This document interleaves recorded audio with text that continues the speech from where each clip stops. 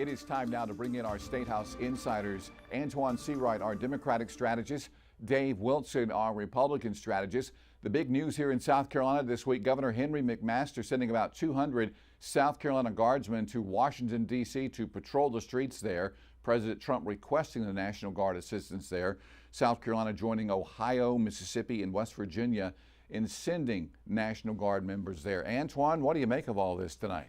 I think it's a misappropriation of resources. Certainly when January 6th happened and people stormed the Capitol, the violent insurrection where lives were lost and people were hurt, the governor did not find it advantageous to send troops then, but he's sending troops now, primarily for someone who lives part-time in D.C. What I've seen mostly of them is guarding Lululemon down in Georgetown. At the end of the day, if the president was serious about dealing with crime, he would have worked with the mayor and others and given them the necessary resources without having this misappropriation of resources and causing all this stampede into Washington, D.C. in order to check a political box.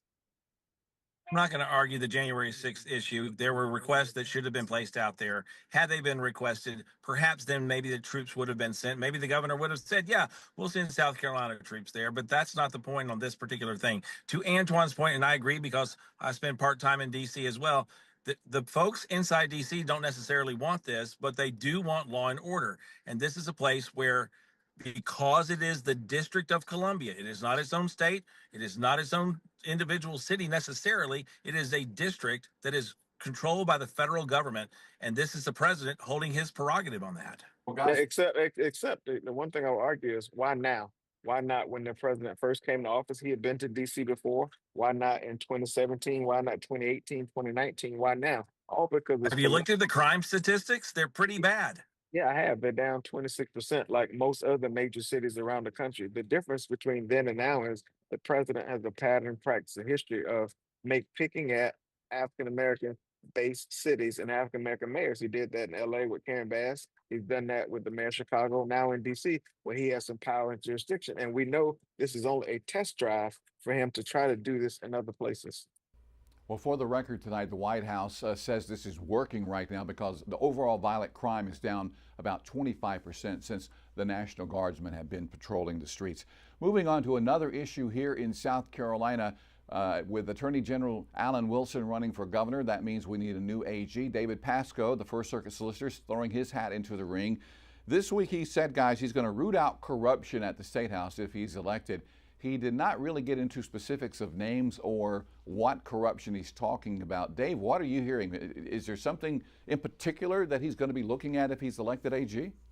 No, I think what he's looking at right now is the fact that he switched from a Democrat to a Republican, and he's figuring out how to do Republican talking points. He did the same thing when he starts talking about looking for the death penalty on child trafficking and child porn related issues. This is a place where, being a former Democrat and having been successful as a prosecutor, he's now looking for every opportunity he can to fight against the system, so to speak, in Columbia. And I think that's exactly what we're seeing right now. I certainly think the solicitor is trying to run as an outsider to Columbia. Good luck with him in his endeavors. I'm not sure what the Republican primary will look like for Attorney General, but what I do know is I think we will have an even more qualified candidate on the Democratic side. And so we look forward to discussion. But in order to get to the general election, you have to go through a primary. And that primary ends up very often putting people on the polarizing ends of discussions. And that may be one of the things that he's looking for right now to distinguish himself from Stephen Goldfinch, the senator from Georgetown, who's also running. Antoine, Dave, guys, as always, thank you for your time. Special Friday night edition of the Insiders.